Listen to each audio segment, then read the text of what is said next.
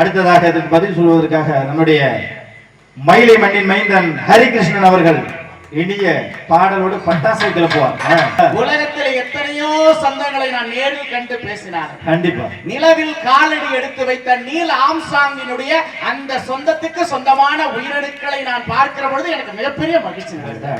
நிலவுல காலடி எடுத்து வச்ச அந்த மீனவ நண்பருடைய சமுதாயத்தில் பிறந்த இந்த மக்களை பார்க்கிற பொழுது பாருங்க, அப்படியே ஆண்டவனுடைய சன்னிதானத்தினுடைய வாசல்ல உட்கார்ந்து இருக்கிறதெல்லாம் பார்க்கும்போது தெய்வமாவே இவங்களை பார்க்கும்போது எனக்கு என்ன தெரியுமா ஞாபகம் வருது? விசன் தெய்வம் மாதிரி இருக்காங்கல்ல, இவங்களுக்காக ஒரு பாட்டு ஒண்ணு பாடிவோமானே.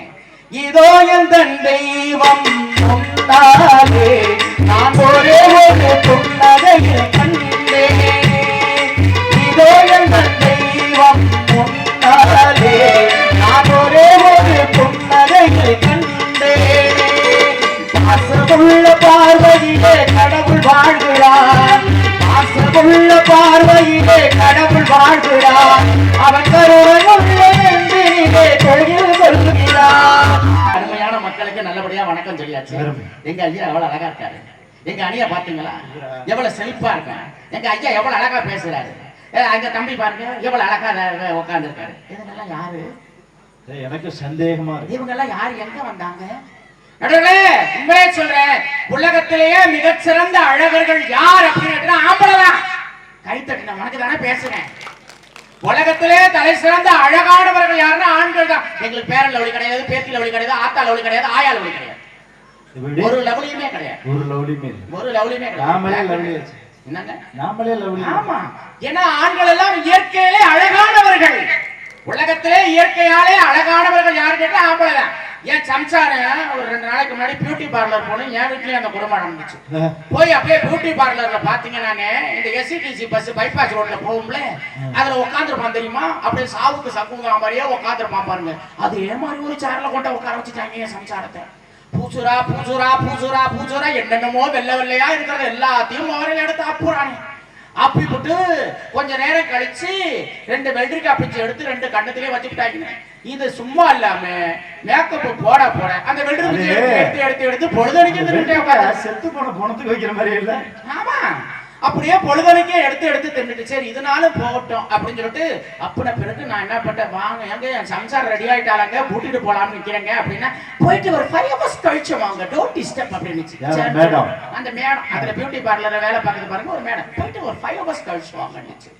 சரி நான் ஒரு 5 hours கழிச்சுட்டு முன்னாடியே ஒரு 4 hours முன்னாடியே போவேன்னு பார்த்தா எதிர்த்த தெருவுல 4 நாயின்னு கூட்டுன்னு போய் என் சம்சாரத்தை பார்த்தேன்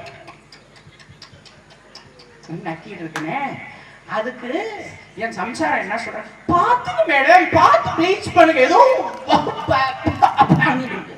ஐயோ என் கண்ணங்களே என் சம்சாரத்தில் நாய் வந்து வெக்குதேன்னு சொல்லிட்டு குடுக்குடுன்னு ஓடி போய் ஏண்டி மகராஜி இந்த மாதிரி எல்லாம் உட்காந்துருங்க, அது ஒண்ணு இல்லைங்க ப்ளீச் பண்றாங்க நல்லா பண்ணாங்கன்னு சொல்லிட்டு கூட்டிட்டு வந்தேன்னு வச்சுக்கோங்களேன். பெரிய நாங்க அழகுக்கு பாலம் அமைக்கிறோம், அழகுக்கு பெரிய விதிவிலக்கா இருக்கா. ஒரு அழகான தாலாட்டு பாட்டு முதல்ல பாட தெரியுதா?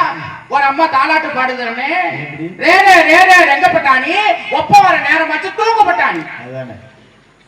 அவன் அப்படியே தொட்டியில் எடுத்துட்டு விளக்கி விட்டு சனியனை வாய முடிக்கிட்டு சும்மா நானே தூங்கி போடுறீங்க இந்த மாதிரிலாம் கடந்து கத்த பையன். ஆனா என்னுடைய ஆண் மகன் இருக்கா பாருங்க, மகனே நான் பார்க்காத உலகத்தை நீயும் பாருடா, எதிர்காலத்துல நீயும் வாழ்ந்து செழித்தால்தான் இந்த ஆணினுமே தலைக்கும். மகனே உன்னை நான் பார்க்கிற பொழுது எனக்கு எப்படி தெரியுமா இருக்கு, என்னுடைய காலம் தான்டா இப்படி போயிருச்சு, நீ நானும் நல்லாருடா, நான் பார்க்காத உலகத்தை நீயும் பாருடான்னு சொல்லிட்டு உலகத்தினுடைய உயரத்தை ஒரு ஆண்மகன் இன்னொரு ஆணுக்கு எப்படி தெரியுமா காட்டி கொடுக்கிறான்.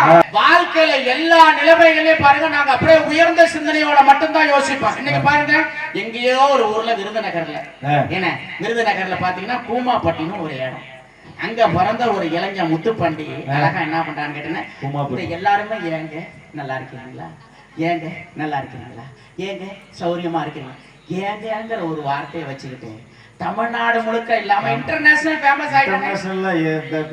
வர்ற இன்ஸ்டால யூடியூப்ல எடுத்து பார்த்தா 5 VIP ஒரு ஆளு தங்கபாண்டி. இன்னைக்கு சென்னை சில்கஸ்ல முக்கியமான வண்ணத்திரை நட்சத்திரங்களுக்கு அடுத்தாறு போல இன்னைக்கு அவர் நடிச்சிருக்கிறார். ஒரு சொல் ஏங்க அவ்வளவுதான், ஏங்க ஏங்க உளுந்தமாவடிக்கு வாங்க நடுவர் அடுத்தது ஃபேமஸ் ஆவறது 10 லட்சம் வயசு ஒரே ஒரு ஒற்றை வார்த்தையை வச்சுக்கிட்டு நம்ம ஆம்பளை ஃபேமஸ் ஆயிட்டானே, அந்த மாதிரி ஏதாவது ஒரு வார்த்தை ஆகுதா? ஆனா எங்களுடைய வாழ்க்கை நடுவர்களே, எந்த மாதிரியான கஷ்டங்கள் இருந்தாலும் ஆண்கள் வெளி காண்பிச்சுக்கிறதே இல்லை, அப்படியே தன்னடக்கமா இருந்துகிட்டே இருக்கும். நெஞ்ச பொழக்கிற மாதிரி நடுவர்களே, ஒரு நாள் என் சம்சாரத்துக்கிட்ட வந்து பாத்தீங்கன்னா சப்பாத்தி கேட்டேன். உலகமாக தெய்வ புத்தமா சப்பாத்தி கேட்கறது, ஏமா ஆசையா ஒரு சப்பாத்தி, நீங்க கூட அழகா ஒரு சப்பாத்தி வாங்கிட்டு வந்து கொடுத்தீங்க, நான் கூட 4 சப்பாத்தி சாப்பிட்டேன்னு. அந்த நேரத்துல அந்த சப்பாத்தியை கேட்டது பெரிய குத்தமா? சப்பாத்தி எடுத்துட்டு வந்து தேய்ச்சானே, தேய்க்கிறா ஹோட்டல்ல உள்ள மாஸ்டர்லாம் தேய்ச்சி போயிருவான், அந்த அளவுக்கு தேய்க்கிறா. தேய்ச்சி முடிச்சதுக்கு அப்புறம் சரி சாப்பிட்டுலான்னு சொல்லிட்டு ஆசையா அதுல கையில வச்சேன். என் கையால கிழிச்சு பார்த்தேன்னு முடியல. சரி அதுக்கப்புறம் வந்து பார்த்தீங்கன்னா பல்லாலையும் வச்சு பிச்சு பார்த்தா முடியல. சரி நம்ம வீட்டுல இந்த முரடு கம்பியெல்லாம் இருக்குல்ல, அதெல்லாம் வச்சு 4 நாளா கிழிச்சு பார்ப்போமான்னு பார்த்தோமா, அப்பயுமே முடியல. இதை என்னடா செய்யறதுன்னு சொல்லிட்டு பேசாம அப்படியே வச்சுட்டு, என்னடி செய்யற சப்பாத்தியா சுடுற சப்பாத்தி பிச்சு புடுவாடி பிச்சு அப்படின்னு. இதுல என்னங்க தப்பு? உடனே அவ சொல்றான், சப்பாத்தியை பிக்க முடியலையா, இது என்னைய பிக்க போறா, மூஞ்ச பாருங்க. இப்படிலாம் குடும்பம் ஓடிக்கிட்டு இருக்க நடுவர்களே, இதெல்லாம் எங்களுக்கு தெரியுதா? ஆனா வாழ்க்கையில நடுவர்களே, ஏன் கல்யாணம் மாதிரி உலகத்துல யாருக்குமே கல்யாணமே நடந்திருக்காது. ஏன் தெரியுமா? எப்படி? அந்த ஐயர் வந்தாருங்க, அந்த வேகத்துக்கு அழகா மந்திரத்தை சொன்னாரு பாருங்க. போலியா கல்யாணத்துக்கு 2500 இருக்கணும், குடும்பமே கடங்கான குடும்பமா இருக்கு, இவனுக்கிட்ட என்னதுக்காக வந்து உட்காந்துருக்கணும் தெரியல. சுவாகா இந்த தடவை 5000 கேட்டேன், 5000 கொடுப்பானா என்னன்னு தெரியல. போ திட்டு முழிக்கிறான், என்ன கடனை வாங்கி எவன் தலையை அடமான வச்சு கல்யாணம் வச்சு சுவாகா. இப்படி மந்தனம் அப்படி ஓடிக்கிட்டு இருக்கு. அதுக்கப்புறம் வந்து பாத்தீங்கன்னா ஒரு வார்த்தை ஒண்ணு சொன்னான் அந்த ஐயர், நல்ல நேரம் முடியறதுக்குள்ள பொண்ணை கூட்டிட்டு வாங்கோ, நல்ல நேரம் முடியறதுக்குள்ள பொண்ணை கூட்டிட்டு வாங்கோ, நல்ல நேரம் முடியறதுக்குள்ள பொண்ணை கூட்டிட்டு வாங்க. பாருங்க, அன்னையோட காலண்டர் தாங்க நான் நல்ல நேரத்தை பாக்குறேன். வாழ்க்கையில நல்ல நேரம்லாம் போயிடுச்சு. எப்போ அந்த தாலி கட்டின நேரம், அதுவும் அந்த தாலியை நான் எடுக்கும் போதுங்க, அந்த தாலியை கட்டலாம்னு நினைக்கும் போது நீங்க எல்லாம் உங்க சம்சாரத்துக்கு தாலியை கட்டினீங்களா? என்ன நானா என்ன புரியல, தாலியை தாங்க பார்த்தேன். பார்த்துட்டு அதோட இங்க வந்து உட்கார்ந்து அவ்வளவுதான். தாலி போட்ட வேலைங்கிற மாதிரி அதோட நடுவர் வந்துட்டாரு. அதெல்லாம் இல்ல, தாலியை தான் கட்டி இருக்கிறேன், சும்மா விட்டுருக்கீங்க. நடுவில் அந்த தாலியை கட்டும் பொழுதுங்க ஆசையா கழுத்துக்கிட்டே எடுத்துக்கிட்டு போன அவ்வளவுதான் எனக்கு தெரியும். அடுத்ததுங்க பொண்ணுக்கு வேண்டப்பட்ட சொந்தக்காரங்கன்னு வந்து இறங்கிடுச்சு பாருங்க, அப்படியே டன்னு கணக்காங்க உருண்டையா இருந்துச்சுங்க. எதுக்கு வந்து நின்னுச்சுங்க, எல்லாத்துக்கும் நின்னுச்சு. இந்த கூட்டத்துல இருந்து குப்பேன்னு ஒரு 4 உடையாந்துச்சு பாருங்க. நான் அழகா எடுத்து தாலி எடுத்து கழுத்துல கட்டலாமே போனேன். அதுக்குள்ள யாரு புடுங்கனா, யாரு கட்டுனா, யாரு முடிச்சு போட்டா, நான் அப்படியே முடிச்சடிக்கு மாதிரி மூலையிலே உட்கார்ந்து. சத்தியமா இனி யாருக்கு அந்த தாலியை யாரு கட்டான்னு எனக்கு சத்தியமா தெரியாது. நடுவர்களே பேச்சுவார்த்தை போய் நான் கஷ்டப்பட்டு என் குடும்பம் அந்த ஆம்பளை வீணா போறேன். இவ்வளவு நேரம் பேசி இல்லையா, இவ்வளவு நேரம் பேசுறேன் வயிறேறி. ஐயா பாருங்க, ஐயா பாருங்க, எல்லாரும் பாருங்க, இங்க விடிய பேசி என்னையா பிரயோஜனம், என்ன பிரயோஜனம், எங்க போய் சொல்லி அழுவுறதுன்னு தெரியலே. இந்த குடும்பமே மாறியாத்தா வாழ்க்கையெல்லாம் போயிட்டு இருக்கு. நடுவர்களே, நீங்க உங்க சம்சாரத்துக்கு கையில உள்ள விரல்ல உள்ள நகத்தெல்லாம் வெட்டி கொடுத்துருக்கீங்களா? ஒரு நாள் உண்மையிலேயே என் வீட்டுல இருந்து நடந்துச்சு.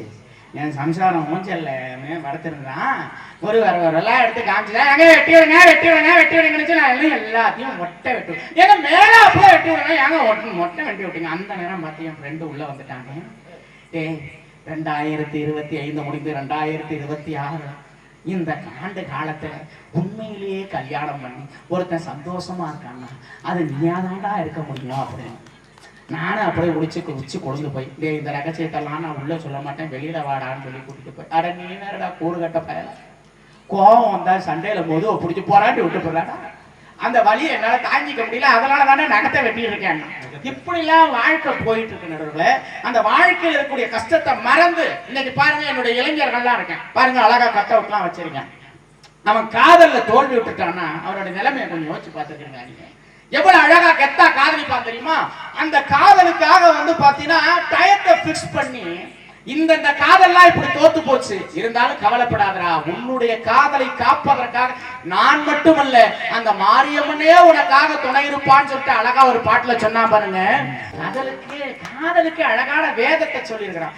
ஆனா நம்ம பையன் இருக்கான் பாருங்க, நம்ம பையன் வந்து ரொம்ப தெளிவா இருப்பான். திடீர்னு ஒரு நாள் ஒரு பொம்பளை பிள்ளை பேசுறா போன்ல. எப்படி தெரியுமா பேசுறா விஷயம்னு? ஹலோ ஹலோ, நான் பிரியா பேசுறேன்டா அப்படின்னு இருக்கு. நம்ம பையன் சொல்லியிருக்கான், நீ பிரியா தாண்டி பேசுற, நான் தானே எப்ப பார்த்தாலும் ரீசார்ஜ் பண்ணி விடுறேன் இருக்கான். அவன் காதல்ல அவளை காதல கஷ்டப்பட்டு இருக்கான். ஆனாலும் நடுவர்களே, இந்த வாழ்க்கையில குடும்பத்துல ஏன் தெரியுமா சண்டை வருது? சுவையான சமையல் இல்லைன்னா சண்டை வரும். கண்டிப்பா என் வீட்டுல எப்பப்பெல்லாம் என் சம்சாரம் சோத்த போடுதோ, ஊர்ல உள்ள சண்டையெல்லாம் அப்பதானே இலையில வரும். என்ன சிங்கப்பூர்ல கேட்டாங்க, என்ன மன்னார்குடியில கேட்டாங்க, என்ன காரைக்கால்ல கேட்டாங்க, கடைசியில ஒன்ன கட்டிக்கிட்டு சிக்கி சின்ன பண்ணி சீரடினா அதை மத்த யாரும் நீங்க சாப்பிடுவோம் சாப்பிடுவாங்க. ஒரு நாள் இட்லி போட்டா பாருங்க, அப்படியே தூக்கி எறிறாங்க மூச்சுக்கு நேரா.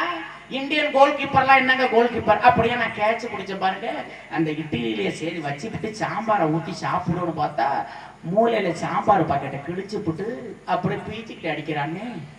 அந்த சாம்பார் வந்து அந்த இட்லியில படுறது காட்டி நான் படுற பாடு எனக்கு தானே தெரியும். ஆனாலும் சொல்ற, ஒரு குடும்பத்துல குழப்பம் வரக்கூடாதுன்னா நல்ல குழம்பு கிடைச்சாதான் அந்த குடும்பத்துல குழப்பம் வராது. முடியாது நடுவுல வாழ்க்கையில எத்தனை துன்பங்கள் வந்தாலும் வாழ்க்கையை தரக்கூடிய காளைகள் தான் ஒரு படி மேலாக நிற்கிறார்கள் என்று கூறி, இது நேரம் வரையிலும் என்னுடைய பேச்சை கேட்டு ரசித்துக் கொண்டிருந்த அத்தனை ரசிக பெருமக்களுடைய பாதம் தொட்டு வணங்கி அமைகிறேன். நன்றி, வணக்கம்.